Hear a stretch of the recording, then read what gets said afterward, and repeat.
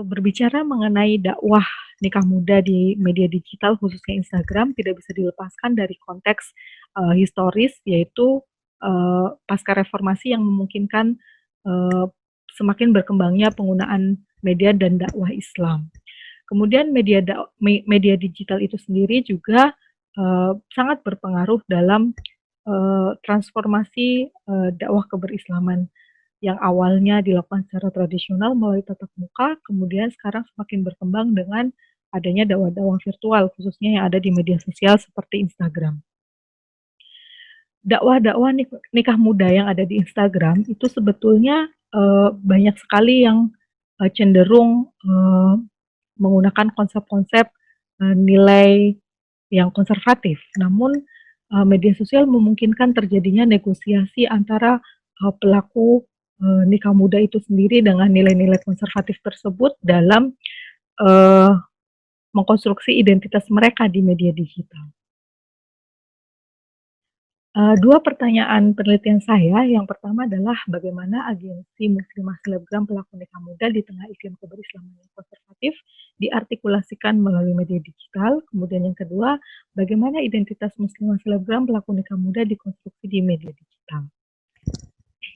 Untuk, data yang digunakan, sebagai sumber, penelitian saya adalah, 3 akun, selebgram pelaku nikah muda, yang memiliki followers ratusan ribu sampai jutaan, yaitu Larissa Chow, Reza Rere, dan Wardah Maulina. Sementara metode penelitian yang digunakan adalah metode etnografi atau etnografi internet, dengan pendekatan cultural studies.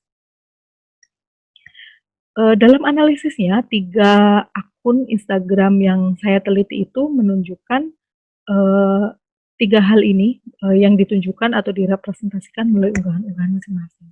Yaitu, sebagian besar foto-fotonya, eee, menunjukkan kebersamaan dengan suami, kemudian ada endorsement dan bisnis sendiri.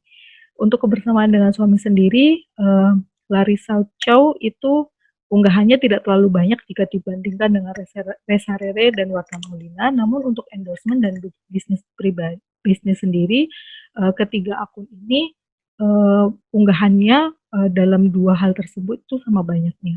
Untuk endorsement sendiri kita tahu bahwa selain, mereka memperoleh, produk gratis untuk di-endorse, mereka juga mendapatkan bayaran yang tidak sedikit mengingat followers yang mereka miliki juga sangat banyak.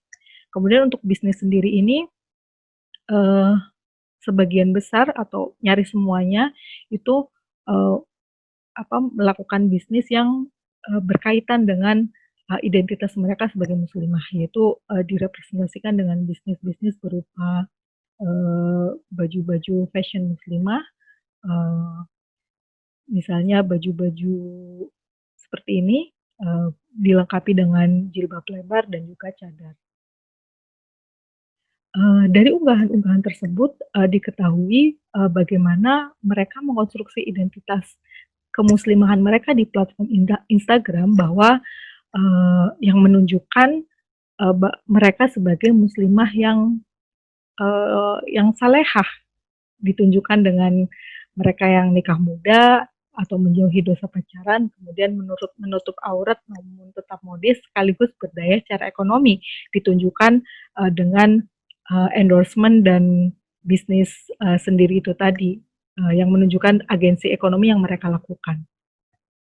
Selain itu, unggahan-unggahan mereka juga, menunjukkan, ajakan-ajakan untuk ibadah atau motivasi, dan persoalan-persoalan seperti berbagi peran dengan suami dan lain sebagainya. Nah, dari unggahan itu kita bisa melihat bagaimana, para pelaku nikah muda ini sebetulnya mereka, embracing and performing their konservatisisme, tapi, eee, turut juga melakukan aktivitas dakwah dan ekonomi di media digital. Nah, aktivitas-aktivitas dakwah tersebut itu hanya bisa dimungkinkan karena, internet ini membuka ruang-ruang, tersebut bagi mereka sehingga mereka bisa menunjukkan agensi ekonomi mereka, kemudian juga partisipasi mereka dalam hal, dakwah atau, dalam bentuk misalnya mengajak ibadah dan lain sebagainya yang mungkin, jika tidak difasilitasi dengan media sosial itu, mustahil bisa terjadi. Mengingat, dakwah-dakwah yang diajukan, seperti dalam akun-akun gerakan nikah muda itu sangat membatasi perempuan. Misalnya perempuan, tidak boleh beraktivitas di luar rumah, harus mengurus anak dan suami di rumah, kemudian tidak boleh bekerja dan lain sebagainya. Namun media sosial kemudian membuka ruang-ruang itu sehingga, perempuan-perempuan ini bisa melakukan kegiatan ekonomi dan kegiatan dakwahnya, dengan difasilitasi oleh media media sosial.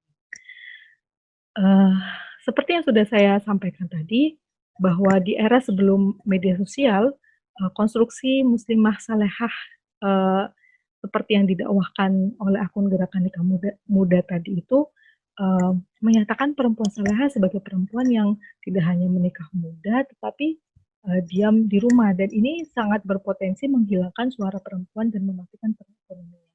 Namun dengan adanya media sosial, mereka bisa mengartikulasikan keberagaman mereka sendiri dan juga, melakukan, agensi ekonomi melalui, aktivitas-aktivitas endorse dan, berbisnis itu tadi.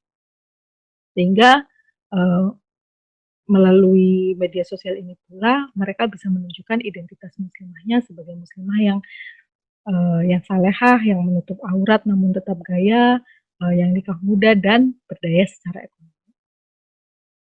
Demikian yang bisa saya sampaikan. Terima kasih banyak. Sampai jumpa di lain kesempatan.